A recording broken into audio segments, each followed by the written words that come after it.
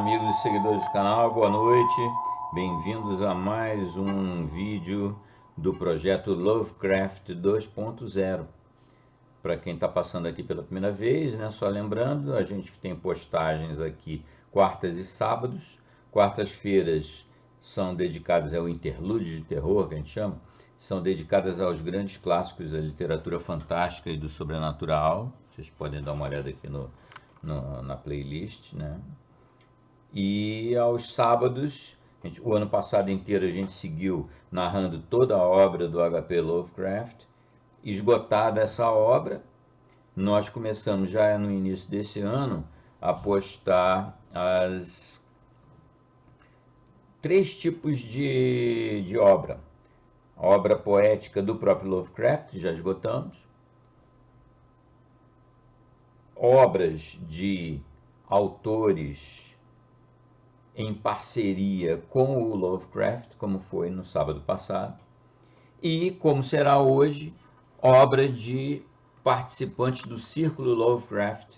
Para quem é aqui já habitué do canal, todo mundo já sabe, né? Círculo Lovecraft, aqueles escritores que se reuniram em torno da carismática figura do H.P. Lovecraft, que são os responsáveis pela existência hoje do Lovecraft na literatura, na história da literatura. Se não fosse esse pessoal, ele seria esquecido, né? E eles escreveram muita coisa, tudo em torno dos padrões, daqueles paradigmas, do mito Cthulhu, do Dreamlands e por aí afora. Tudo construído pelo nosso grande H.P. Lovecraft. Então hoje nós vamos ter uma obra de um escritor dos mais importantes do círculo, que é o Robert E. Howard. Nós já postamos antes a Pedra Negra, eu vou botar o link aqui naturalmente, e é imperdível. Vocês, depois que assistirem hoje, vocês voltem lá para assistir Pedra Negra, é uma das melhores obras dele, na minha opinião. E aproveita para dar uma olhada, talvez seja legal até assistir antes, porque lá tem, na introdução do Pedra Negra, tem os detalhes da vida dramática, trágica mesmo, do próprio Robert E. Howard. Trágica, não vou repetir tudo que está lá, não precisa, mas é trágica porque ele se matou com 30 anos só de idade, se matou com um tiro na cabeça, mas os detalhes vocês assistem lá no Pedra Negra. A gente fica aqui só acrescentando, fica se imaginando o que um talento literário como o do Robert E. Howard poderia ter deixado para a humanidade caso ele não tivesse se matado com 30 anos de idade. É um horror, né? Pois é. Mas então hoje é Robert E. Howard com a história Os Filhos da Noite. É um conto de 1931, publicado na Weird Tales, nossa velha e boa Weird Tales. Publicou no mesmo ano, no número de maio, abril-maio 31, publicou-se o Filhos da Noite, né? O que eu posso comentar sobre... Ah, Babaterror ali. O que eu posso comentar com vocês sobre o conto, já que sobre a vida vocês vão olhar lá no Pedra Negra. Esse conto... Aí tem uma característica interessante da obra do Howard, como tem do Clark Ashton Smith, que frequentemente são obras que orbitam em torno de um tema, formando um ciclo. Como lá no Clark Ashton Smith, ciclo Hiperbórea, Zootique, e outros, tem um monte, né? Um monte de ciclos. E no Howard também tem. Um dos ciclos mais importantes da obra dele gira em torno do conceito do detetive psíquico. O que é o detetive psíquico? É aquele cara que estuda o oculto. Lá no Lovecraft tem muito, né, esse tipo de personagem.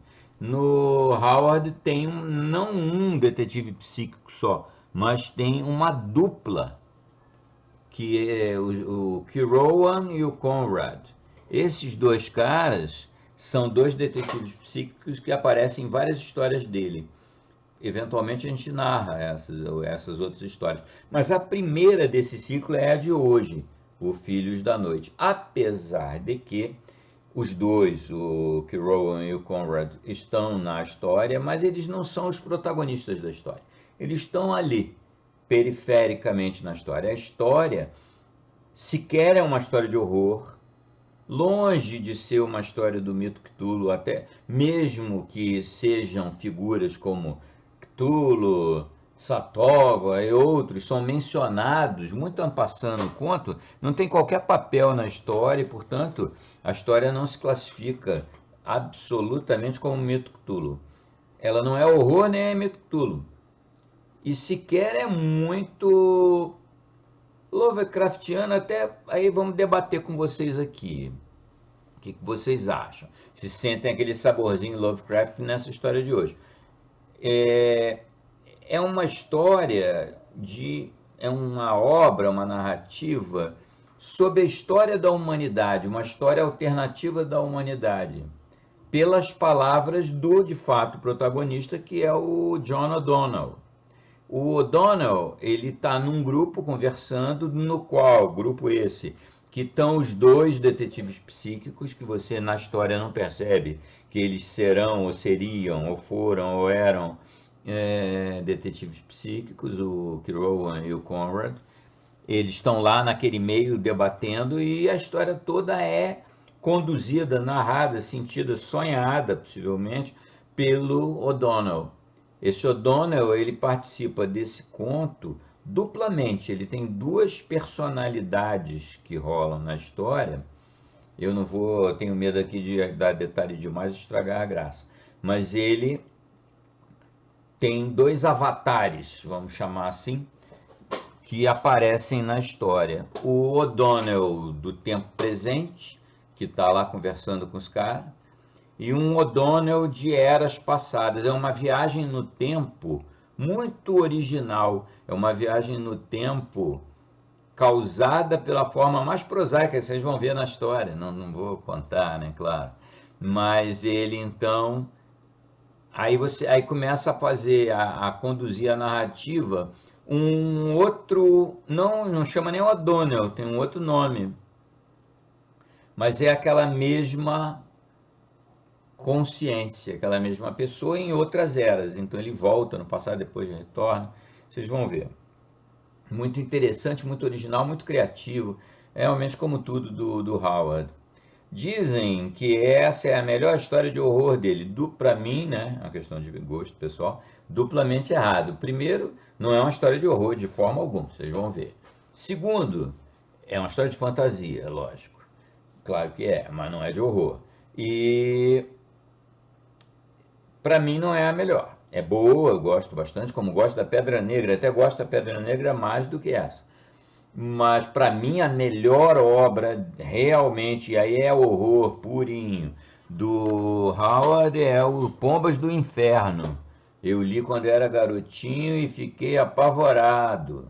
Eu depois conto os detalhes dessa minha, é uma história meio de terror também. Como é que eu comecei a ter contato com essa literatura. Eu já devo ter contado numa desses 300 e tantas postagens minhas aqui, mas eu conto de novo. Então, Pombas do Inferno eu gostei, mas é muito. E eu vou narrar aqui, em breve, aguardem. Não sei que surja aí muito pedido na frente, que vocês têm preferência, eu vou colocar o Pombas do Inferno do Howard, sem dúvida. Bom, o que eu posso comentar mais sobre a obra? Não mais muito, né? Não é mito, é terror, não é terror no caso. É de 31, saiu na Weird Tales, e assim já temos aí um contexto interessante para vocês degustarem esse grande conto do nosso Robert E. Howard. Vocês vão perceber, eu nem comentar isso, porque isso é um saco, sabe? Comentar sobre essa história do racismo, do não sei o que, como tem em torno da figura do Lovecraft. É que o Lovecraft é tão grande que superou isso aí tudo. E superou aqui no canal também. Lá há um tempão atrás, quando a gente começou a postar alguma coisa do Lovecraft, tinha muito desse tipo de comentário. Porque isso está aí. nas rodas de cancelamento tá cheio disso. Ah, Lovecraft é isso, é aquilo outro, é racista, é não sei como. Ele pode ser tudo que ele quis ser, acontece que é irrelevante para a apreciação da literatura e das grandes obras que ele escreveu. Agora, no caso do Howard, neste conto, isso não é sempre que acontece, mas nesse conto fica aquele saborzinho assim de superioridade racial, sabe? Isso é bem claro, vocês vão notar. Para os nossos padrões de hoje é um troço estranho. Isso é um conceito que ninguém mais defende. Não há por que ficar batendo em cima disso. Já superado.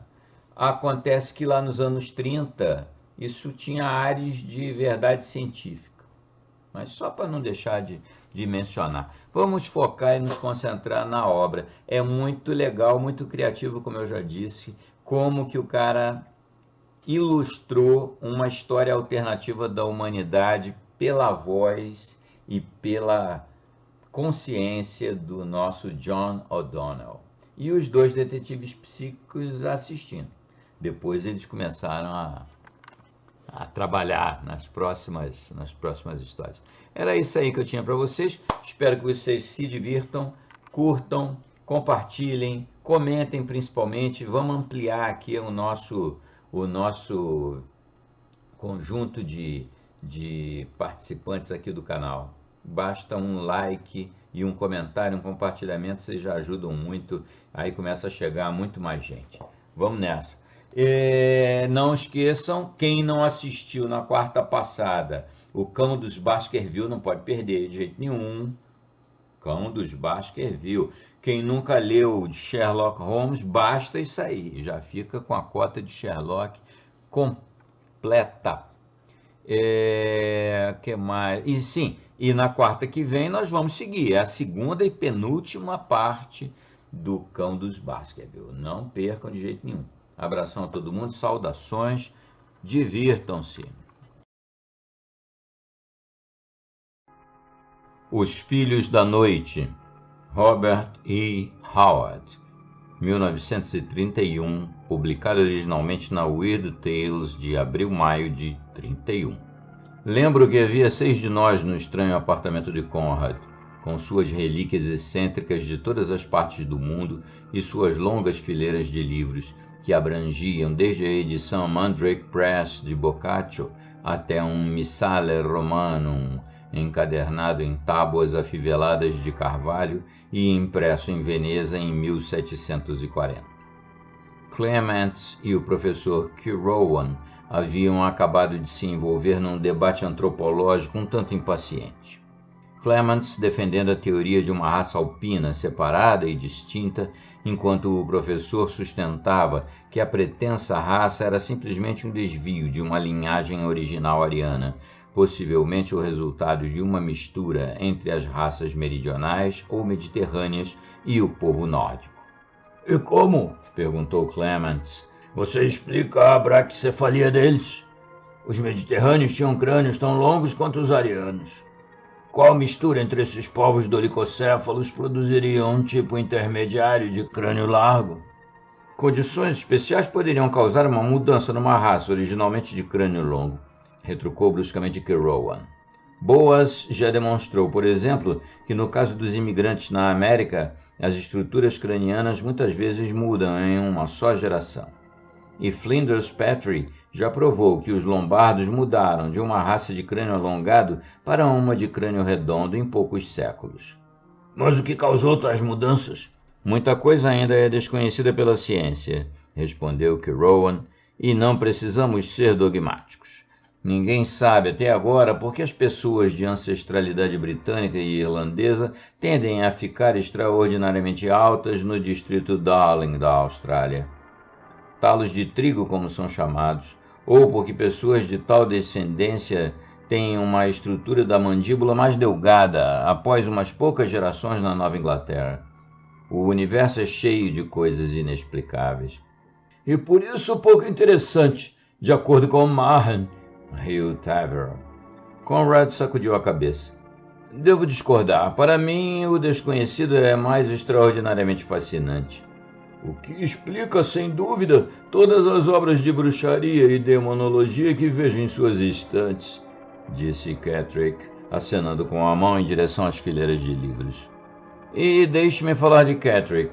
Cada um de nós 6 eram da mesma raça, ou seja, bretão ou americano de ascendência britânica. Por bretão incluo todos os habitantes naturais das ilhas britânicas. Representávamos várias linhagens de sangue inglês e celta, mas basicamente essas linhagens são a mesma, apesar de tudo. Exceto Catterick. Esse homem sempre me pareceu estranhamente diferente. Era em seus olhos que esta diferença aparecia externamente. Eram uma espécie de âmbar, quase amarelos e levemente oblíquos. Às vezes, quando alguém lhe olhava o rosto de certos ângulos, eles pareciam rasgados como os de um chinês. Outros, além de mim, haviam notado esta característica, tão incomum num homem de pura descendência anglo-saxônica. Os mitos usuais que atribuíam seus olhos oblíquos a alguma influência pré-natal foram debatidos, e lembro que o professor Hendrik Breuer uma vez comentou que Catterick era indubitavelmente um atavismo, representando uma reversão de tipo a algum ancestral obscuro e distante de sangue mongol. Uma espécie de reversão anormal, já que ninguém de sua família apresentava tais traços. Mas Catterick vem do ramo galês dos Settricks de Sussex, e sua linhagem está registrada no Livro dos Pares. Lá você pode ler a linhagem de seus antepassados, a qual se estende contínua até os dias de Canuto. Nem o mais leve traço de miscigenação mongol aparece na genealogia. E como poderia haver tal mistura na velha Inglaterra saxã? Pois Catterick é a forma moderna, e embora aquele ramo tenha fugido para Gales antes da invasão dos dinamarqueses, seus herdeiros do sexo masculino se casaram constantemente com famílias inglesas das fronteiras, e continua sendo uma linhagem pura dos poderosos Cedricks de Sussex, quase saxão puro. Quanto ao próprio homem, este defeito em seus olhos, se puder ser chamado de defeito, é a sua única anormalidade, exceto por um leve e ocasional balbuciar na fala. Ele tem um intelecto elevado e é um bom companheiro, exceto por uma leve tendência ao afastamento e uma indiferença um tanto profunda, a qual pode servir para disfarçar uma natureza extremamente sensível. Referindo-me ao seu comentário, eu disse com uma risada: Conrad persegue o obscuro e o místico, assim como alguns homens perseguem o romantismo. Suas estantes estão apinhadas com deliciosos pesadelos de toda variedade. Nosso anfitrião assentiu com a cabeça. Lá você encontrará um grande número de pratos deliciosos. Mahon, Poe, Blackwood, Mathurin. Veja, lá está um raro banquete. Mistérios horrendos do Marquês de Grosse, a edição autêntica do século XVIII. Taverell examinou atentamente as estantes. A ficção fora do comum parece competir com obras sobre feitiçaria, voodoo e magia negra. Verdade, historiadores e crônicas são frequentemente enfadonhos, mas nunca os contadores de história. Os mestres, quero dizer. Um sacrifício voodoo pode ser descrito de uma forma tão enfadonha a ponto de lhe tirar toda a autêntica fantasia e deixá-lo como meramente um sórdido assassinato. Admito que poucos escritores de ficção alcançam as verdadeiras alturas do horror. Muito de seu material é concreto demais, possuindo formas e dimensões muito terrestres. Mas em contos como A Queda da Casa de Usher, de Poe, O Selo Negro, de Marne, e O Chamado de Cthulhu, de Lovecraft, os 3 maiores gênios de contos de horror, na minha opinião, o leitor é levado para reinos obscuros e externos de imaginação. Mas olha ali, ele continuou, ali, encaixado entre aquele pesadelo de Huysman e o castelo de Otranto de Walpole, Cultos Inomináveis de von Junst. Eis um livro para lhe manter acordado à noite. Já o li, disse Taverell, e estou convencido de que aquele homem é louco. Sua obra parece a conversa de um maníaco. Discorre com surpreendente clareza por algum tempo e, em seguida, emerge em imprecisão e divagações desconexas. Conrad sacudiu a cabeça. Já pensou alguma vez que talvez seja a própria sanidade dele que o faça escrever daquela forma? E se ele não ousa colocar no papel tudo o que sabe? E se as vagas suposições dele forem sugestões obscuras e misteriosas, chaves de um quebra-cabeça por aqueles que sabem? Tolice, disse Kirwan. Está insinuando que alguns dos cultos de pesadelo mencionados por von Unst sobrevivem até os dias atuais? Se é que alguma vez existiram, exceto no cérebro preocupado de um poeta e filósofo lunático? Ele não era o único que usava significados ocultos, respondeu Conrad. Se você examinar várias obras de certos grandes poetas, pode encontrar duplos sentidos. Homens já toparam com segredos cósmicos no passado e deram indícios deles ao mundo em palavras enigmáticas. Lembra das alusões de von Unst a uma cidade em meio à desolação? E o que acha da linha de Fleca? Não passe por baixo. Dizem os homens que uma rosa ainda floresce em desertos pedregosos, mas sem o escarlate na pétala, e de cujo coração nenhum perfume flui. Homens já toparam com coisas secretas, mas von Unst mergulhou fundo em mistérios proibidos. Ele foi um dos poucos homens, por exemplo, que pôde ler o Necronomicon na tradução grega original. Taverell encolheu os ombros e o professor Kirwan, embora puxando e assoprando furiosamente o cachimbo, não respondeu diretamente, pois ele, assim como Conrad, havia pesquisado a versão latina do livro e encontrado ali coisas que nem sequer um cientista de sangue frio poderia responder ou refutar. Bem, ele disse dentro em pouco, suponha que admitamos a antiga existência de cultos girando em torno de tais deuses e entidades sem nome e medonhos, como Cthulhu, Yog-Sothoth, Satowa, Golgoroth e outros parecidos. Não consigo achar lugar na minha mente para acreditar que sobreviventes de tais cultos se escondam hoje nos cantos obscuros do mundo. Para nossa surpresa, Clemens respondeu. Era um homem alto, magro e silencioso, quase taciturno, e sua feroz luta contra a pobreza lhe havia enrugado o rosto além de sua idade. Como muitos outros artistas, ele tinha uma vida claramente dupla, com suas novelas de espadachins lhe fornecendo um dinheiro generoso e sua posição editorial em O Casco Fendido lhe proporcionando total expressão artística. O Casco Fendido era uma revista de poesia, cujo conteúdo extravagante havia frequentemente despertado o interesse escandalizado dos críticos conservadores.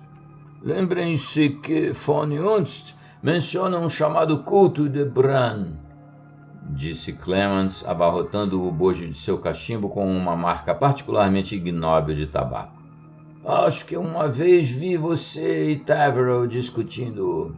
Como eu acumulo de suas insinuações, retrucou Kirwan. Von Unst inclui este culto particular entre aqueles que ainda existem. Absurdo. Clemens novamente sacudiu a cabeça. Quando eu era um garoto, abrindo caminho para certa universidade, tinha por colega de quarto um rapaz tão pobre e ambicioso quanto eu. Se eu lhe dissesse o nome dele, você se surpreenderia. Embora viesse de uma velha linhagem escocesa de Galloway, ele era obviamente de um tipo não ariano. Isso é extremamente confidente, entendeu? Mas meu colega falava enquanto dormia. Comecei a escutar e reunir seus murmúrios dispersos. E em seus murmúrios ouvi pela primeira vez sobre o culto aludido por von Unst, do rei que governa o Império Escuro, o qual era a renovação de um império mais velho e obscuro que remontava à Idade da Pedra, e da grande caverna sem nome, onde fica o Homem Escuro, a imagem de Bram Mac Morn, esculpida à sua semelhança pela mão de um mestre enquanto o grande rei ainda vivia, e para a qual cada adorador de Bram faz uma peregrinação uma vez na vida. Sim, aquele culto vive hoje nos descendentes do povo de Bram, uma corrente silenciosa e desconhecida que flui no grande oceano da vida, esperando que a imagem de pedra do grande Bran respire e se mova com vida repentina e saia da grande caverna para reconstruir o império perdido deles. Pictos, respondeu Tavro. Indubitavelmente o povo conhecido mais tarde como os Pictos selvagens de Galloway era predominantemente celta, uma mistura de elementos gaélicos, címricos, aborígenes e possivelmente teutônicos. Se tomaram esse nome da raça mais antiga ou emprestaram o próprio nome a esta raça é uma questão ainda a ser decidida. Mas quando von Junst fala de Pictos, ele se refere especificamente aos povos pequenos, de pele morena e comedores de alho, de sangue mediterrâneo, que trouxeram a cultura neolítica à Britânia, os primeiros moradores de fato daquela região, os quais deram origem aos contos de espíritos da terra e duendes. Não posso concordar com a última afirmação, disse Conrad. Essas lendas atribuem uma deformidade e inumanidade de aparências a estes personagens. Não havia nada nos Pictos para incitar tal horror e repulsa nos povos arianos. Eu acredito que os mediterrâneos foram precedidos por um tipo mongoloide, muito baixo na escala evolutiva, de onde tais histórias... Certíssimo, interrompeu Kirowan. Mas me custa pensar que eles precederam os Pictos, como você os chama, na Inglaterra. Encontramos lendas de Trolls e anões por todo o continente, e estou inclinado a achar que tanto os povos arianos quanto os mediterrâneos trouxeram essas histórias do continente com eles. Aqueles primeiros mongoloides deviam ser de um aspecto extremamente inumano. Ao menos, disse Conrad, há aqui uma marreta de pedra que um mineiro achou nas colinas de Gales e me entregou, o que nunca foi totalmente explicada. Obviamente não é de feitio neolítico ordinário. Veja como é pequena, comparada à maioria dos utensílios daquela era.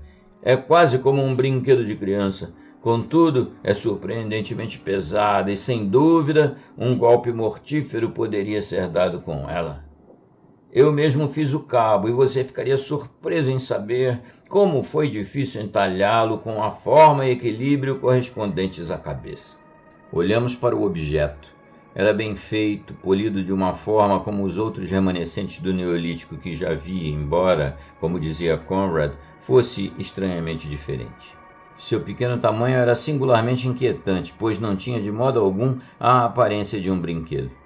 Sugeria algo tão sinistro quanto uma adaga de sacrifício asteca. Conrad havia feito o cabo com rara habilidade, e ao talhá-lo para encaixar a cabeça, havia conseguido dar a ele a mesma aparência não natural da própria marreta.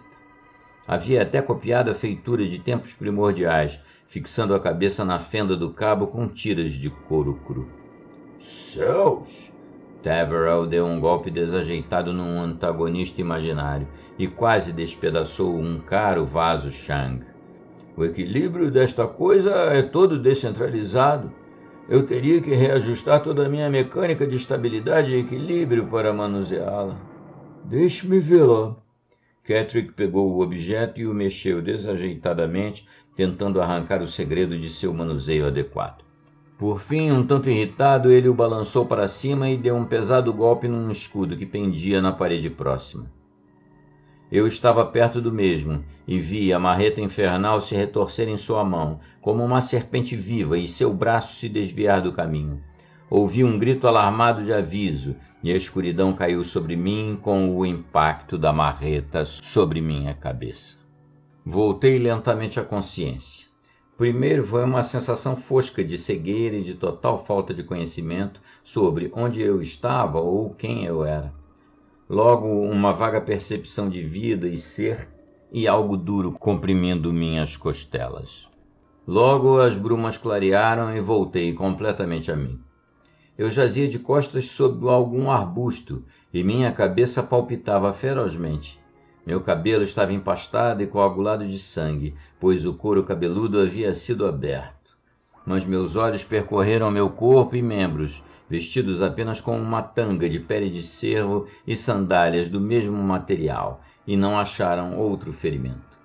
O que pressionava tão inconfortavelmente as minhas costelas era meu machado, sobre o qual eu havia caído. Agora um odioso balbucio alcançou meus ouvidos e me devolveu imediatamente a clara consciência. O ruído parecia vagamente uma linguagem, mas não uma linguagem à qual os homens estão acostumados. Soava mais como o sibilar de muitas serpentes grandes. Olhei fixamente. Estava estendido numa floresta grande e sombria. A clareira estava obscurecida pelas árvores, de modo que mesmo de dia era muito escuro.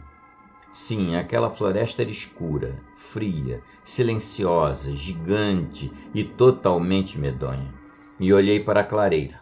Vi uma carnificina. 5 homens jaziam ali. Ao menos o que havia sido 5 homens. Quando percebi as odiosas mutilações, senti minha alma adoecer. E ao redor se aglomeravam as coisas. De certa forma eram humanas, embora não as considerasse assim. Eram baixas e fortes, com cabeças largas e muito grandes para seus corpos.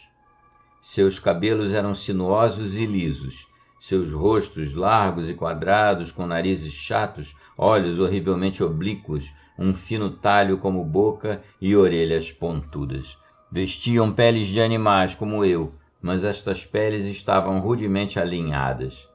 Levavam pequenos arcos e flechas com pontas de sílex, facas de sílex e porretes, e conversavam numa linguagem tão horrível quanto eles, uma sibilante fala reptiliana que me encheu de terror e repugnância. Eu os odiei enquanto estava lá, estendido. Meu cérebro ardia em fúria incandescente. E eu lembrei. Tínhamos ido caçar, 6 jovens do povo da espada, e nos aventuramos para bem dentro da floresta sombria, a qual nosso povo normalmente evitava. Cansados da caça, havíamos parado para descansar. Me foi dado o primeiro turno de guarda, pois naqueles dias não havia sono sem sentinela. Agora a vergonha e a revolta sacudiam todo o meu ser. Dormi.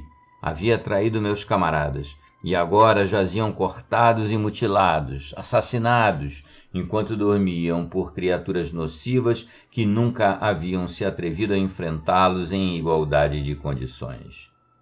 Eu, Ariara, havia-lhes traído a confiança. Sim, me lembrei. Havia dormido em meio a um sonho de caça. Fogo e fagulhas haviam explodido em minha cabeça e eu submergira numa escuridão mais profunda, onde não havia sonhos. E agora a punição. Eles que haviam se movido furtivamente pela floresta e me golpeado não pararam para me mutilar. Dando-me como morto, se apressaram em sua pavorosa tarefa. Talvez agora tenham me esquecido por um tempo. Eu havia me sentado um pouco distante dos outros, e ao ser golpeado havia caído sob algumas moitas. Mas logo se lembrariam de mim. Eu não voltaria mais a caçar, nem a dançar as danças de caça, amor e guerra, nem a ver as cabanas de vime trançado do povo da espada. Mas eu não desejava fugir de volta ao meu povo. Deveria eu voltar às escondidas com meu relato de infâmia e desgraça? Deveria escutar as palavras de desprezo que minha tribo me lançaria? Ver as garotas apontarem seus dedos desdenhosos para o jovem que dormiu e traiu seus camaradas para as facas de criaturas nocivas? Lágrimas ardiam em meus olhos e um ódio lento crescia em meu peito e cérebro. Eu nunca levaria a espada que caracterizava o guerreiro. Eu jamais triunfaria sobre inimigos dignos, nem morreria gloriosamente sob as flechas dos Pictos ou os machados do povo do lobo ou do povo do rio. Eu desceria para morrer sob uma ralé nojenta, a qual os Pictos haviam expulsado há muito tempo para dentro de esconderijos nas florestas, como ratos. E uma fúria louca tomou conta de mim e secou minhas lágrimas, deixando em seu lugar uma labareda berserk de fúria. Se tais répteis causariam minha queda, eu faria dela uma queda a ser lembrada por muito tempo. Se tais animais tivessem memórias. Movendo-me cautelosamente, me deslizei até que minha mão estivesse no cabo do meu machado. Então invoquei Ilmarinen e saltei como um tigre. e, como um tigre que salta, fiquei entre meus inimigos e esmaguei um crânio achatado como um homem que esmaga a cabeça de uma serpente. Um súbito clamor selvagem de medo irrompeu de minhas vítimas e por um instante me cercaram, cortando e apunhalando. Uma faca cortou meu peito, mas não dei atenção. Uma bruma vermelha ondulava diante de meus olhos, e meu corpo e membros se moviam em perfeito acordo com meu cérebro de lutador. Rosnando, retalhando e ferindo, eu era um tigre entre répteis. Por um instante se afastaram e fugiram, me deixando sobre meia dúzia de corpos. Mas eu não estava satisfeito. Eu estava nos calcanhares do mais alto, cuja cabeça chegava talvez ao meu ombro e que parecia ser o chefe deles. Ele fugia por uma espécie de carreiro, soltando gritos agudos como um lagarto monstruoso, e quando me aproximei de sua espádua, ele mergulhou, feito uma cobra, entre os arbustos. Mas eu era rápido demais para ele. Arrastei-o para fora e o trucidei da forma mais sangrenta. E, através dos arbustos, vi o caminho que ele se esforçava para alcançar. Uma trilha que serpenteava para dentro e para fora das árvores, quase estreita demais para permitir o percurso de um homem de tamanho normal. Cortei a cabeça horrenda de minha vítima e, levando-a em minha mão esquerda, segui aquele caminho de serpentes, com o meu machado vermelho na mão direita. Enquanto eu caminhava rapidamente ao longo da trilha e o sangue me salpicava os pés a cada passo, brotando da jugular cortada de meu inimigo, pensei naqueles aos quais caçava. Sim, nós os tínhamos em pouca estima e caçávamos de dia na floresta onde moravam. Nunca soubemos como chamavam a si mesmos, pois ninguém de nossa tribo aprendeu os malditos sibilos que eles usavam como fala. Mas nós os chamávamos filhos da noite, e de fato eram criaturas da noite, pois se escondiam nas profundezas das florestas escuras e em moradias subterrâneas, se aventurando nas colinas apenas quando seus conquistadores dormiam. Era à noite que praticavam seus atos sujos, o rápido voo de uma flecha com ponta de pedra para matar gado, ou talvez a um humano que perambulasse, ou o roubo de uma criança que havia se afastado da aldeia. Mas era por outro motivo que lhes demos esse nome. Eram, na verdade, um povo da noite, das trevas e das antigas sombras cheias de horror de eras passadas, pois estas criaturas eram muito antigas e representavam uma era desgastada. Eles outrora haviam invadido e dominado essa terra e foram expulsos para esconderijos e escuridão pelos morenos, ferozes e pequenos pictos, com os quais lutávamos agora e que os odiavam e abominavam tão selvagemmente quanto nós. Os pictos eram diferentes de nós na aparência geral, sendo de estatura menor e tendo cabelos, olhos e pele escuros, enquanto nós éramos altos e fortes, com cabelos amarelos e olhos claros. Mas éramos feitos no mesmo molde, apesar disso. Estes filhos da noite não nos pareciam humanos, com seus disformes corpos de anões, pele amarela e rostos hediondos. Sim, eram répteis, animais nojentos. E meu cérebro estava a ponto de explodir de fúria ao pensar que era com esses animais nojentos que eu deveria saciar meu machado e morrer. Bah! Não há glória em matar cobras ou morrer com suas picadas. Toda esta fúria e feroz decepção se voltaram contra os objetos do meu ódio, e, com a velha névoa vermelha ondulando diante de mim, jurei por todos os deuses que conhecia fazer uma devastação tão sangrenta antes de morrer, a ponto de deixar uma lembrança terrível nas mentes dos sobreviventes. Meu povo não iria me honrar, tal era o desprezo que sentiam pelos filhos da noite. Mas aqueles filhos que deixei vivo iam se lembrar de mim e estremecer. Assim jurei, agarrando selvagemmente meu machado, que era de bronze, encaixado numa fenda de cabo de carvalho e firmemente amarrado com tiras de couro cru. Ouvi adiante um murmúrio sibilante e detestável, e um fedor nojento se infiltrou até mim através das árvores, humano e contudo menos que humano. Mais alguns momentos e emergi das sombras profundas para um amplo espaço aberto. Nunca tinha visto antes uma aldeia dos filhos da noite. Lá havia um agrupamento de cúpulas de barro, com portas baixas afundadas no chão. Moradias esquálidas, metade acima e metade abaixo da terra. E eu sabia, através da conversa dos velhos guerreiros, que tais moradias eram conectadas por corredores subterrâneos, de modo que toda a aldeia era como um formigueiro ou um sistema de buracos de cobra.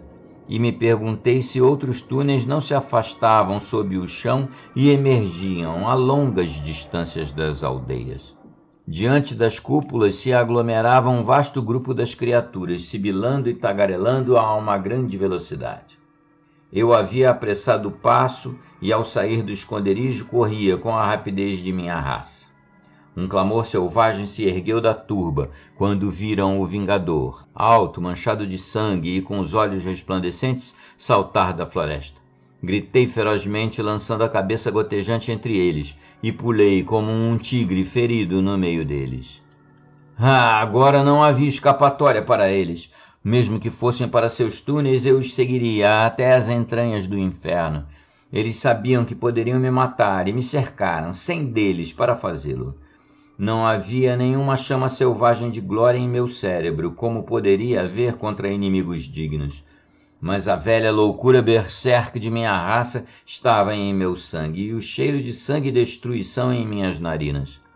Não sei quantos matei, só sei que se aglomeraram ao meu redor numa massa contorcida e cortante, como serpentes em volta de um lobo, e golpeei até o fio do machado ficar cego e se torcer, e o machado não ser mais do que um porrete, e esmaguei crânios, parti cabeças, estilhacei ossos, espalhei sangue e miolos num sacrifício vermelho a Ilmarinen, deus do povo da espada.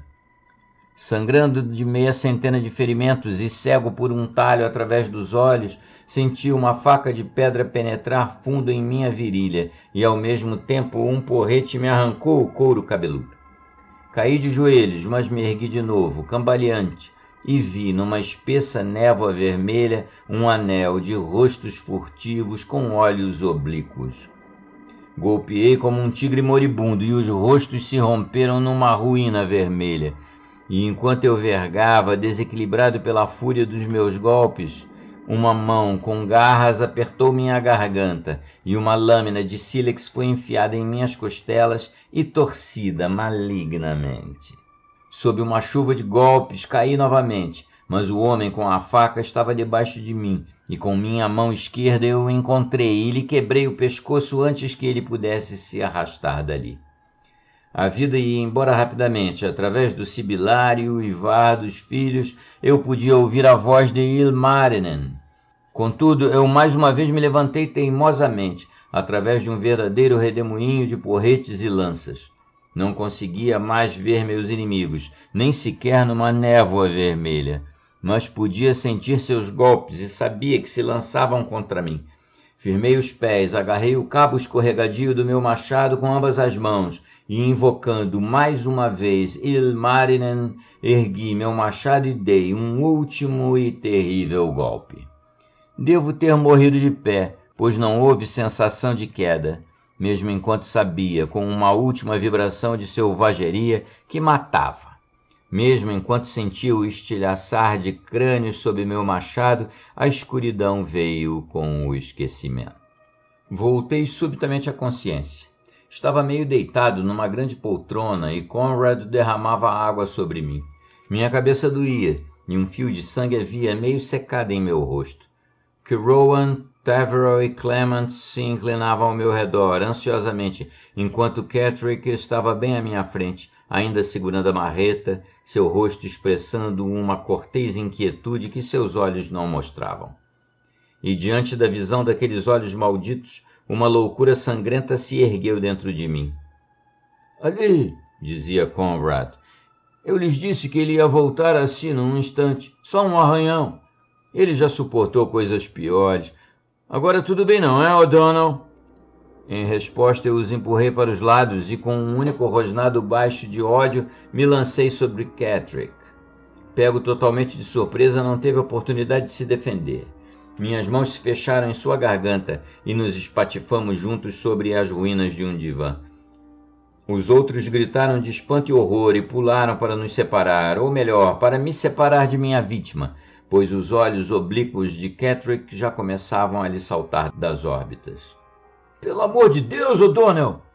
exclamou Conrad, tentando soltar minha mão que apertava. "O que aconteceu com você? Catterick não pretendia lhe golpear. Solte, seu idiota!" Uma ira feroz quase me dominou diante daqueles homens que eram meus amigos, homens de minha própria tribo, e lhes amaldiçoei por sua cegueira, quando finalmente conseguiram tirar meus dedos estranguladores da garganta de Catterick. Ele se ergueu, sentando-se sufocado, e examinou as marcas azuis que meus dedos haviam deixado, enquanto eu esbravejava e amaldiçoava, quase vencendo os esforços combinados dos 4 que me seguravam. "Seus idiotas!" gritei. "Deixe-me ir! Deixe-me cumprir meu dever como homem da tribo! Pouco me importa o golpe insignificante que ele me deu. Ele e os seus me deram golpes mais fortes que aquele contra mim em eras passadas. Imbecis! Ele está marcado com o sinal da besta, o réptil, os animais nocivos que exterminamos há séculos. Devo esmagá-lo, pisá-lo, livrar a terra de sua maldita poluição." Assim delirei e me debati, e Conrad arfou para Catterick por cima do ombro. "Saia depressa! Ele está fora de si! Sua mente está desequilibrada! Afaste-se dele!" Agora examino as altas pastagens, as colinas e florestas sonhadoras além, e reflito. De alguma forma, o golpe daquela velha e maldita marreta me lançou de volta a outra era e outra vida. Não era um sonho, era um pedaço perdido de realidade, onde eu, John O'Donnell, outrora vivi e morri, e ao qual fui arrebatado de volta através dos vazios do tempo e do espaço por um golpe dado ao acaso. O tempo e as épocas são apenas engrenagens não encaixadas, que rangem esquecidas umas das outras. Ocasionalmente, muito raramente, as engrenagens se encaixam. As peças do jogo se unem momentaneamente com um ruído e dão aos homens leves vislumbres, além do véu desta cegueira cotidiana a qual chamamos realidade.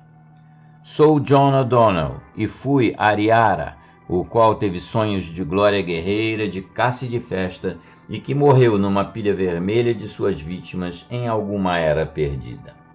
Mas em qual era? E onde? Posso lhe responder a última pergunta. Montanhas e rios mudam de contorno, as paisagens se alteram, mas as altas pastagens são as que menos mudam. Eu as examino e me lembro delas, não com os olhos de John O'Donnell, mas com os de Ariara. Mudaram muito pouco. Somente a grande floresta diminuiu e minguou, e em muitos lugares desapareceu completamente. Mas aqui, nestas mesmas pastagens altas, Ariara viveu, lutou e amou, e na floresta, lá longe, ele morreu. Kiroan estava errado. Os pequenos e ferozes pictos morenos não foram os primeiros homens das ilhas. Houve outros seres antes deles. Sim, os filhos da noite. Lendas. Ora, os filhos não nos eram desconhecidos quando chegamos ao que hoje é a Ilha da Britânia. Havíamos encontrado-os antes, eras antes. Já tínhamos nossos mitos sobre eles, mas os encontramos na Britânia. Nem os pictos os haviam exterminado totalmente. Nem haviam os pictos, como muitos acreditam, nos precedido por tantos séculos. Nós os empurramos para a frente quando viemos, naquela longa migração desde o leste. Eu, Ariara, conheci velhos que haviam marchado naquela jornada de um século de duração. Haviam sido carregados nos braços de mulheres de cabelos amarelos sobre incontáveis milhas de floresta e planície. E quando jovens haviam caminhado na vanguarda dos invasores. Quanto a era, isso eu não sei dizer, mas eu, Ariara, era com certeza um ariano, e meu povo também era, membros de uma das 1000 migrações desconhecidas e esquecidas, que espalharam tribos de cabelos amarelos e olhos azuis por todo o mundo. Os celtas não foram os primeiros a adentrarem a Europa Ocidental. Eu, Ariara, era do mesmo sangue e aparência dos homens que saquearam Roma, mas minha linhagem era mais antiga.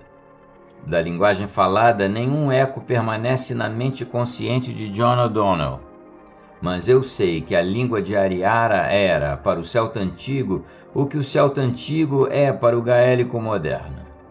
Ilmarinen, lembro do deus que invoquei, o deus muito antigo que trabalhava os metais, o bronze na época. Pois Ilmarinen foi um dos deuses básicos dos arianos, do qual muitos deuses cresceram. Ele foi Viland e Vulcano nas Idades do Ferro. Mas para Ariara era Ilmarinen. E Ariara era um de muitas tribos e muitas migrações. Não foi apenas o povo da espada que chegou ou habitou a Britânia. O povo do rio chegou antes de nós, e o povo do lobo veio depois. Mas eram arianos como nós, de olhos claros, altos e loiros. Lutamos contra eles, pois as várias migrações de arianos sempre lutavam umas contra as outras, do mesmo modo que os aqueus lutaram contra os dórios, assim como os celtas e germanos cortavam as gargantas uns dos outros. Sim, do mesmo modo que os helenos e persas, que foram outrora um só povo, e da mesma migração se dividiram em dois caminhos diferentes da longa jornada e séculos depois se encontraram e inundaram Grécia e Ásia Menor com sangue. Agora entendam, tudo isso eu não sabia como Ariara. Eu, Ariara, nada sabia de todas essas migrações em escala mundial de minha raça. Só sabia que meu povo era de conquistadores, que um século antes meus ancestrais haviam morado em grandes planícies bem distantes a leste. Planícies cheias de pessoas ferozes, de cabelos amarelos e olhos claros, como eu, que meus ancestrais haviam chegado ao oeste numa grande migração, e que naquela migração, quando os homens de minha tribo encontravam tribos de outras raças, eles os esmagavam e matavam, e quando encontravam outro povo de cabelos amarelos e olhos claros, lutavam selvagemmente e sem piedade de acordo com o velho e ilógico costume do povo ariano. Ariara sabia disto, e quando eu, John O'Donnell, que conheço muito mais e muito menos do que eu, Ariara, sabia, combinei o conhecimento destes eus separados, cheguei a conclusões que assustariam a muitos cientistas e historiadores famosos. Todavia, este fato é bem conhecido. Os arianos se deterioraram rapidamente em vidas sedentárias e pacíficas. Sua existência adequada é a nômade.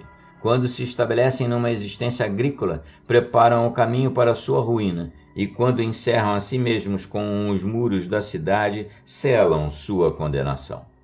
Como eu, Ariara, lembro das histórias dos velhos, como os filhos da espada, naquela longa migração, encontraram aldeias de pessoas de pele branca e cabelo amarelo, que haviam migrado oeste adentro séculos antes, e haviam abandonado a vida nômade para viverem entre o povo moreno e comedor de alho, e ganhar seu sustento do solo.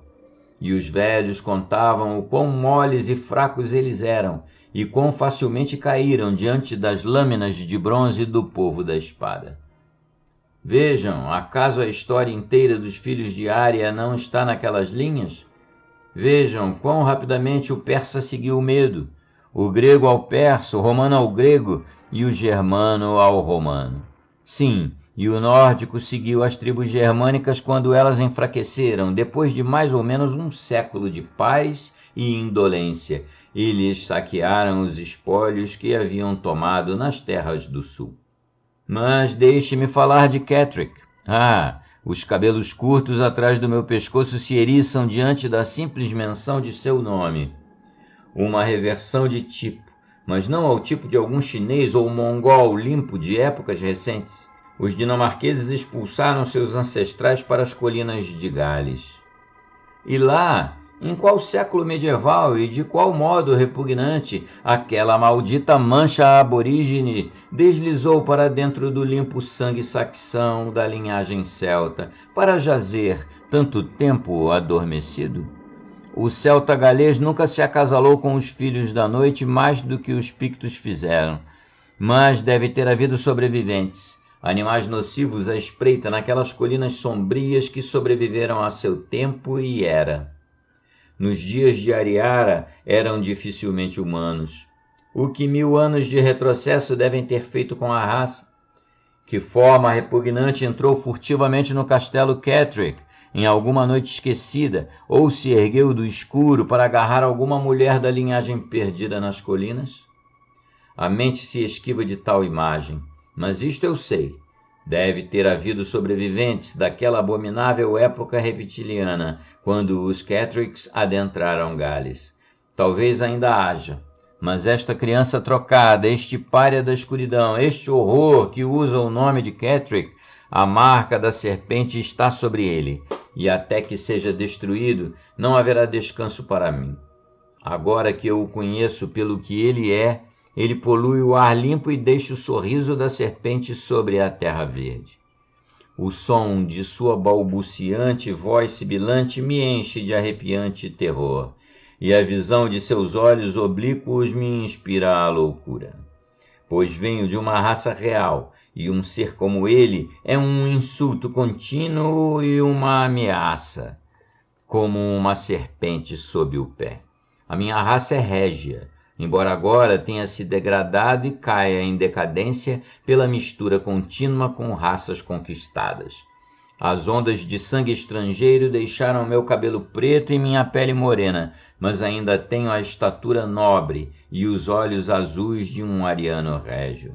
E como meus ancestrais, como eu, Ariara, destruía a ralé que se contorcia sob nossos calcanhares, assim eu, John O'Donnell, exterminarei a coisa reptiliana, o monstro nascido da mancha de serpente, que por tanto tempo dormiu sem ser notada em limpas veias saxãs, o vestígio que as coisas serpente deixaram para manchar os filhos de Ariam. Dizem que o golpe recebido afetou minha mente. Sei que ele só fez-me abrir os olhos. Meu antigo inimigo frequentemente caminha só pelas charnecas, atraído, ainda que talvez não o saiba, por impulsos ancestrais. E numa dessas caminhadas solitárias eu o encontrarei. E quando encontrá-lo, quebrarei seu pescoço sórdido com minhas mãos, da mesma forma que eu, Ariara, quebrei os pescoços daquelas abomináveis coisas noturnas há muito, muito tempo. Então, podem me levar e quebrar meu pescoço numa forca, se quiserem. Não estou cego, se meus amigos o estão. E aos olhos do velho deus ariano, se não aos olhos cegados dos homens, terei mantido a fidelidade à minha tribo. Fim.